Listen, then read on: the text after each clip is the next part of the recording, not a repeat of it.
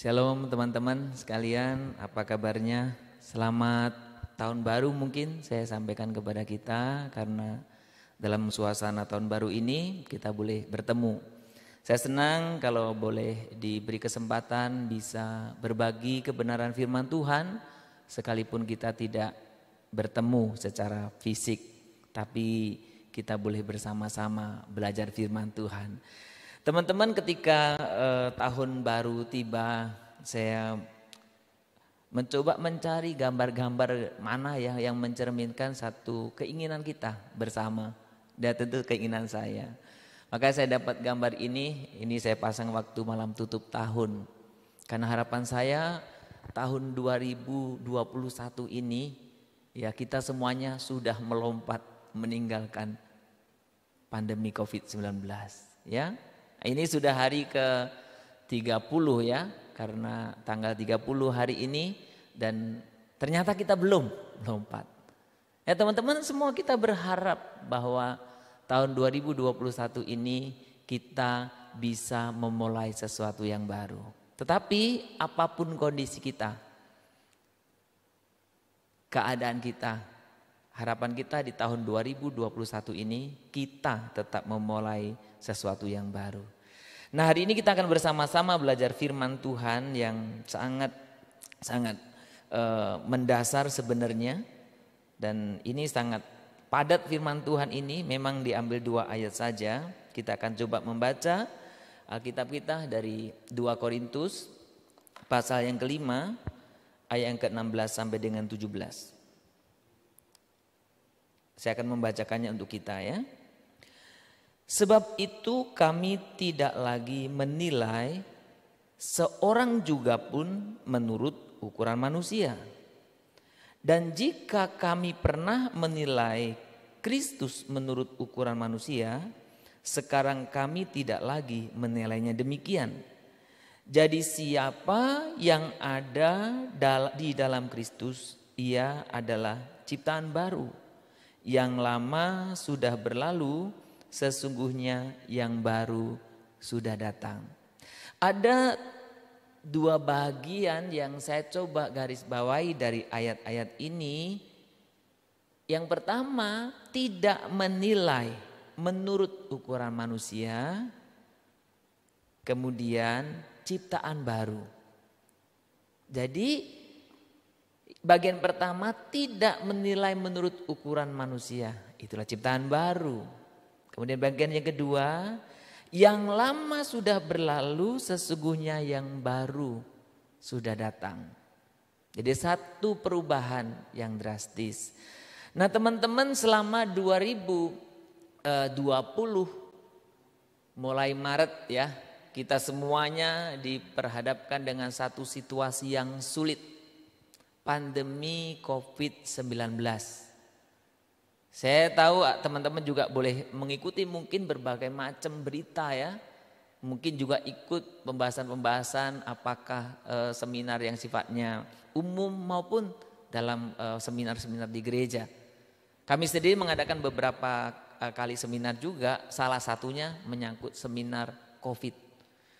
Nah di dalam seminar COVID itu yang menarik yang saya boleh ambil pembelajaran adalah bahwa pandemi COVID-19 ini juga sebenarnya bisa menjadi akademi COVID-19. Jadi masa dari tahun 2020 bulan Maret sampai hari ini belum selesai, sebenarnya kita sedang sekolah. Loh, kenapa dikatakan sekolah? Nah teman-teman, kalau kita memperhatikan ada banyak hal yang kita selama ini kerjakan, masa pandemi ini tidak. Ada banyak hal yang selama ini tidak kita kerjakan, masa pandemi ini kita harus kerjakan. Ada beberapa contoh lah. Yang saya mau katakan bahwa pandemi ini membuat saya dan saudara memiliki pengetahuan yang baru, yang berbeda. Kemudian melakukan sesuatu yang baru, yang berbeda. Ya, biasa kita tidak pernah menjaga jarak. Biasanya kalau orang dekat itu ya dekat, semakin kasih ya. Apalagi pemuda-pemudi kan, kalau pacaran kan lengket ya.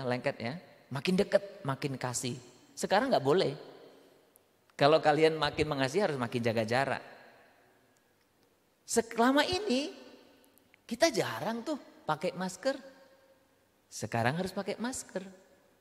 Selama ini ya mungkin saya ya, kalian mungkin tidak ya. Saya sendiri orang yang tidak begitu rajin cuci tangan. Tapi setelah sekolah berapa bulan ini kita diajarkan cuci tangan. Ya bahkan kemana-mana ya, saya kemana-mana selalu bawa hand sanitizer. Kemana-mana. Gak pernah lupa, jadi satu paket. Masker, hand sanitizer selalu ada di tas saya. Di kantong, ini juga saya ngantongi masker. Jadi ada belajar sesuatu yang baru. Kita mengalami perubahan.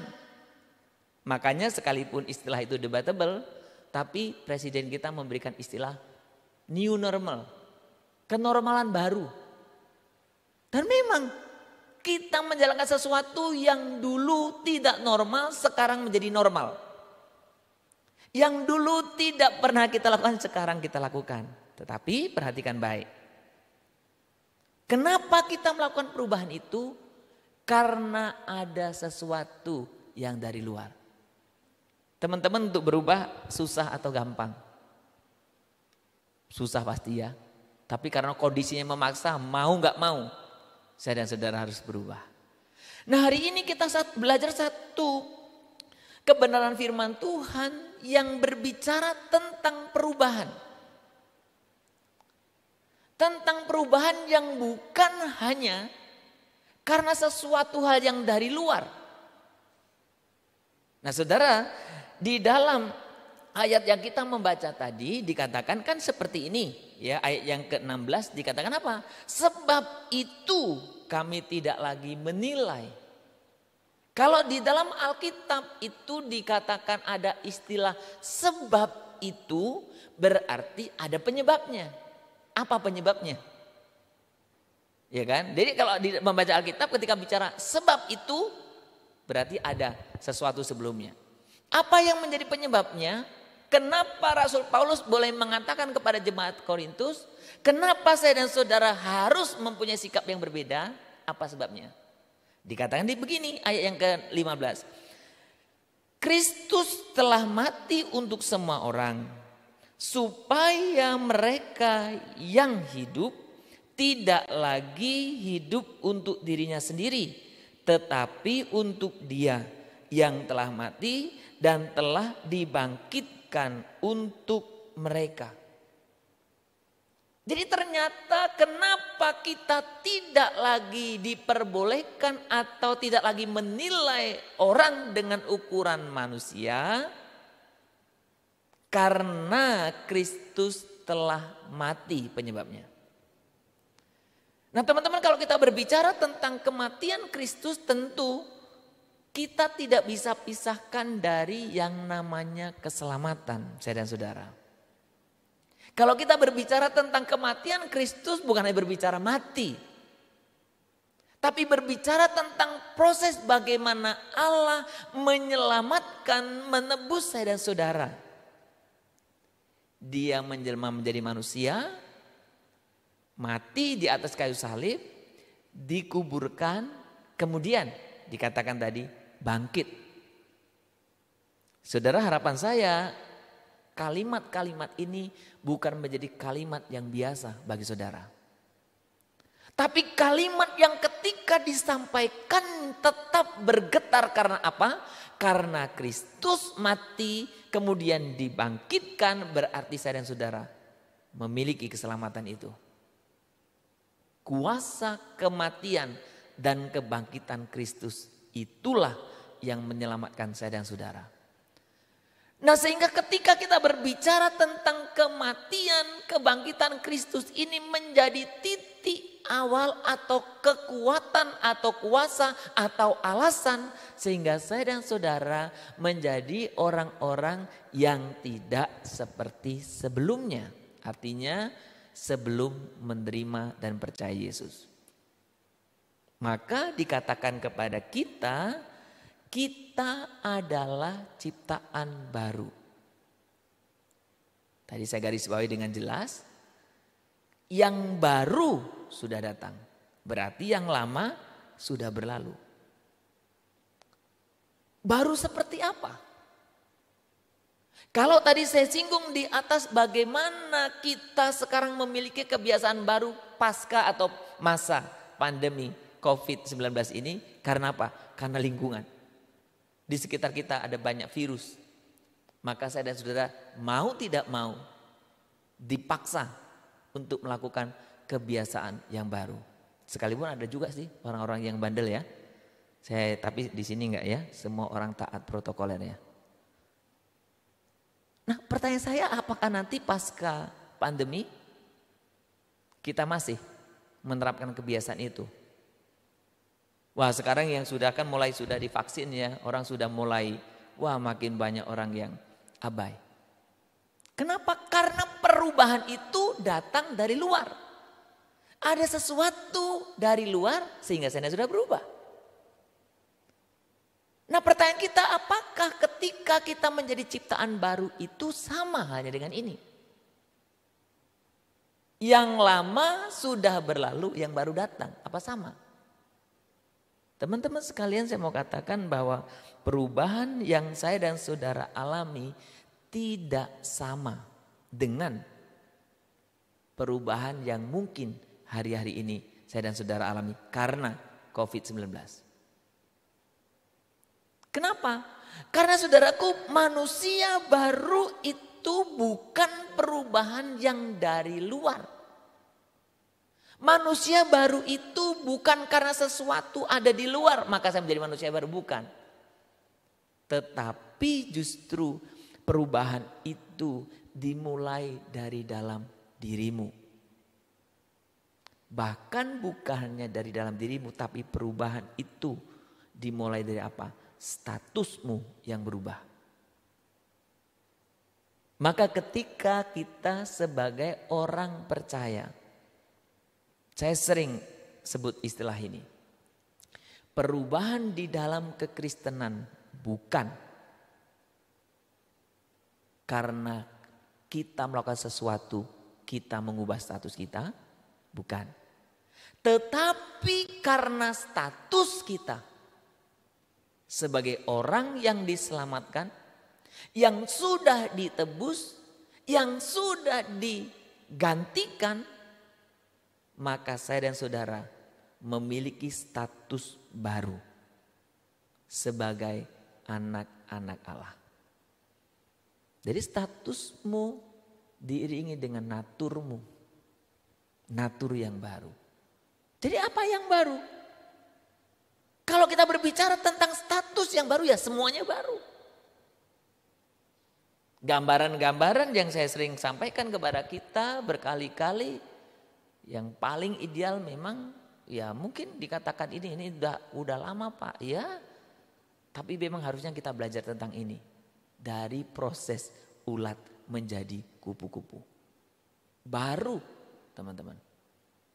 Semuanya baru. Maka kalau hari ini kita berbicara tentang ayat ini, sebetulnya kita diingatkan, teman-teman, bahwa banyak orang berpikir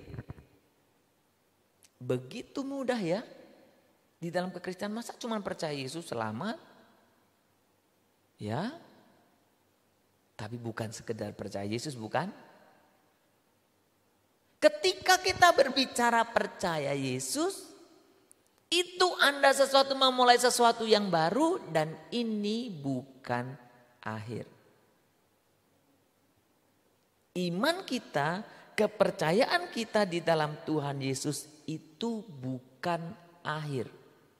Tetapi ini adalah awal.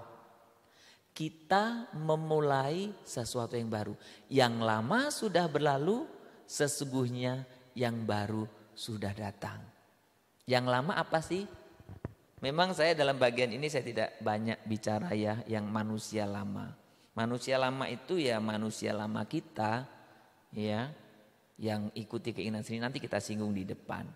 Tapi poin pertama ini saya mau menekankan apa yang membuat saya dan saudara menjadi baru. Karena kematian Kristus. Karena kebangkitan Kristus. Maka saya dan saudara, saya dan teman-teman sekalian memiliki kuasa untuk hidup dalam kehidupan baru. Nah, tema yang diberikan kepada saya itu bagaimana keselamatan sebagai pandangan dunia kita. Bagaimana salvation menjadi apa? Menjadi world view kita. Cara pandang kita. Pandangan dunia kita. Saya tidak tahu teman-teman pasti kalau kita belajar saudara. Di dalam namanya pandangan dunia itu sebetulnya sesuatu yang paling dalam. Jadi saya coba tampilkan itu di slide, semoga bisa dibaca, dilihat. Jadi dalam kehidupan kita ini sebenarnya ada lapisan-lapisan. Lapisan-lapisan. Lapisan yang paling Anda lihat itu adalah ya yang dilakukan sehari-hari. Itu yang kelihatan. Ya kan? Habit ini, kebiasaan yang Anda lihat. Yang Anda bisa lihat. Tetapi sebetulnya di balik yang Anda lihat itu ada beberapa lapis lagi yang mendasarinya. Lapisan pertama mungkin itu yang disebut nilai. Nilai itu berbicara apa yang baik, apa yang paling baik. Nilai itu, value. Apa yang baik, apa yang paling baik. Anda tahu kalau orang menentukan, makanya kadang-kadang di apa istilahnya ya, kita ada satu kasus yang sama, bisa orang menilainya berbeda. Tergantung value-mu apa. Ya ada orang kalau nilai orang yang begitu apa, katrok kali sih gitu ya. Ya tergantung, yang lain seneng. Tapi Anda nilai, jelek gitu ya. Kenapa? Nilai Anda. Ya. Atau ada orang yang bagi sebagian orang biasa, tapi yang lain bilang apa? Lebay kali sih. Kenapa? Nilai. Nilai membedakan mana yang baik, mana yang lebih baik atau yang paling baik. Bagian kedua lapis berikutnya itu yang disebut tentang kepercayaan. Belief. Belief ini menyangkut apa yang benar. Apa yang benar. Jadi berarti berbicara tentang apa? Benar, salah. Nah setiap kita kadang punya ukuran yang berbeda-beda benar salah. Ya. Baik dan paling baik juga berbeda-beda. Nah yang bagian saudaraku, yang bagian inti yang menentukan semua itu sebenarnya ini yang disebut apa? World view. Cara pandang atau pandangan dunia yang ada di core kita di dalam ini. Nah ketika kita berbicara tentang kelahiran kembali, ketika kita berbicara tentang manusia baru, yang baru mananya? Keselamatan itu mengubah apanya? Keselamatan bukan hanya mengubah behavior kita yang kelihatan. Keselamatan bukan hanya mengubah values kita, nilai-nilai yang kita miliki, belief kita, kepercayaan kita. Tetapi keselamatan itu semestinya mengubah worldview kita. Cara pandang kita atau pandangan dunia kita. Sehingga dari dalam itu mengalir keluar.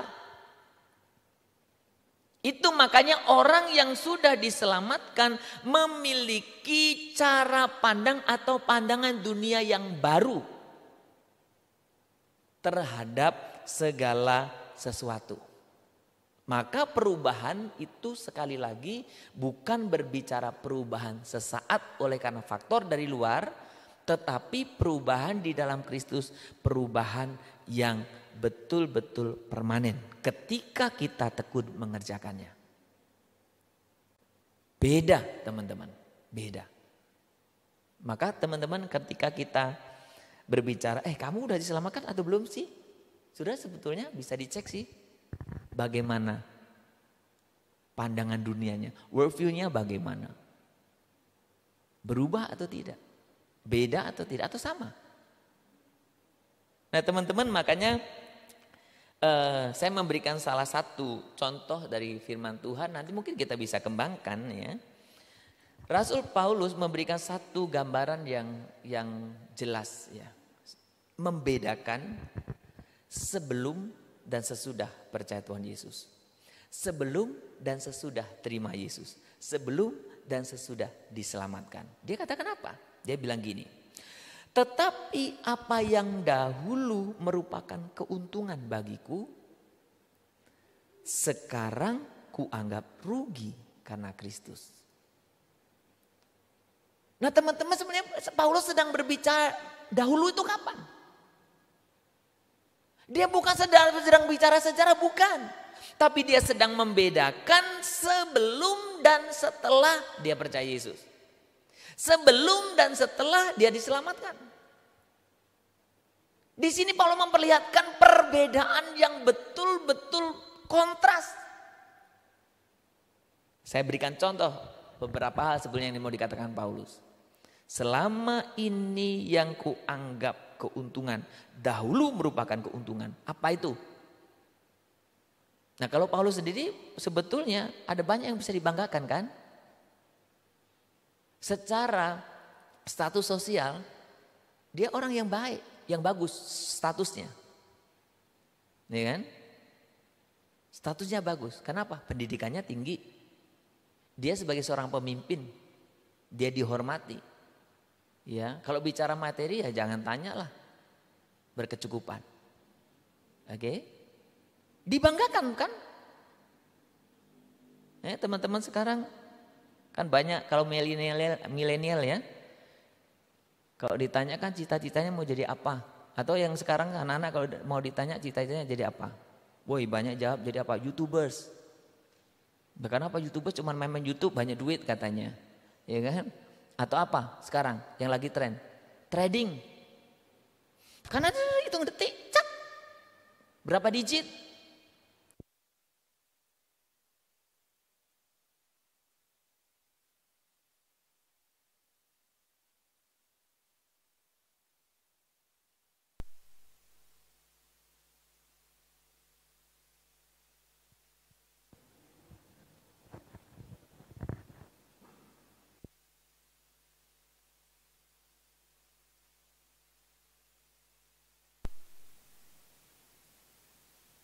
Sekarang, kalau sekarang ya teman-teman sekali lagi ya, nggak apa-apa ya ada sedikit ini ya.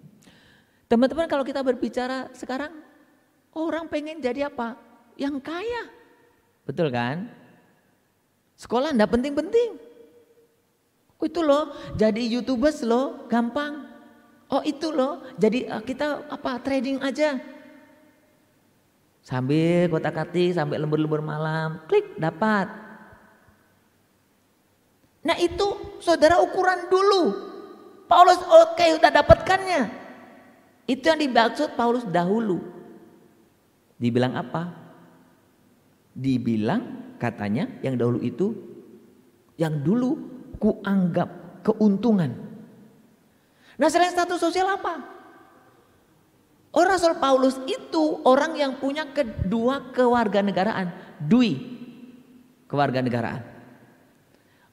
Warga negara, dia memang orang Yahudi kan, tapi dia punya kewarganegaraan Romawi. Oh itu satu kebanggaan.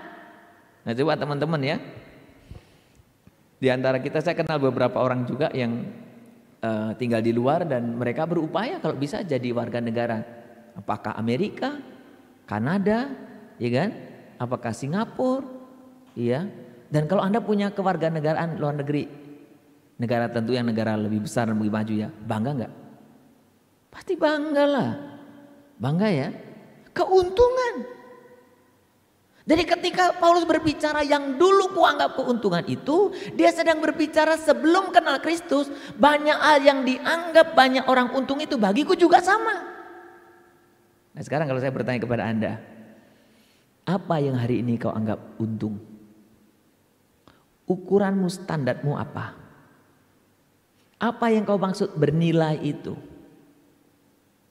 Apa yang kau anggap paling baik itu? Apa yang kau anggap paling benar itu?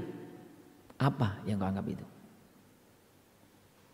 Nah, Paulus bisa mengatakan dulu yang kuanggap keuntungan, sekarang kuanggap rugi. Sudah perhatikan, beda ya ukurannya ya. Saya nggak tahu teman-teman P3M bagaimana. Apa kamu bisa membedakan, oh dulu saya ini kayak untung banget, loh sekarang rugi? Atau masih kita merasakan standar kita, values kita sama dengan yang lain? Ingat, keselamatan semestinya mengubah. Bukan hanya behavior kita, tapi justru dari dalam diri kita. Standar-standar itu berbeda. Standar-standar itu berubah. Saya bersyukur belakangan ini saya kenal beberapa orang yang melalui media juga ya.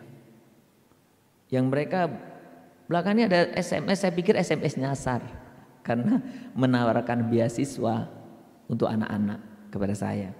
Kemudian saya pikir SMS nyasar ya, saya coba baca. Tapi kok dia kenal saya? Kemudian saya tanya, kamu siapa? Baru dikatakanlah, saya Pak, saya kenal Bapak dari ABC. Oh berarti benar.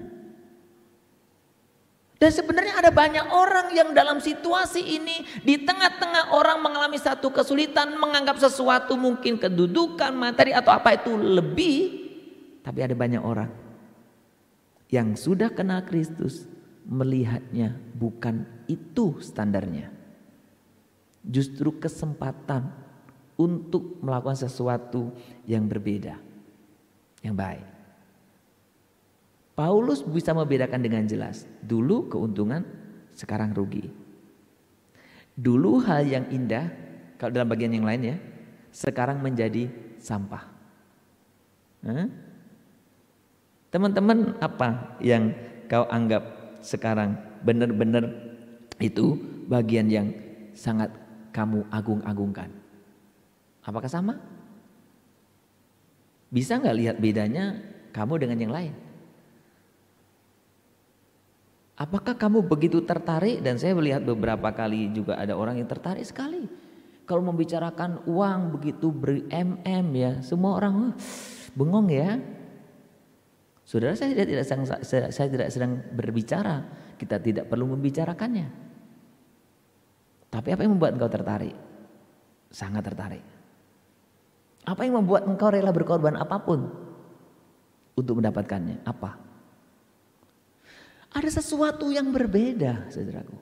Ukuran kita berbeda, standar kita berbeda. Maka kalau kita berbicara tentang keselamatan, itu bukan sesuatu yang klasik sifatnya. Keselamatan itu bukan sesuatu sifatnya aduh nanti ya, bukan. Tapi keselamatan itu kelihatan dari hari ini. Ketika orang menerima Yesus sebagai Tuhan Juru Selamatnya, seluruh kehidupannya apa?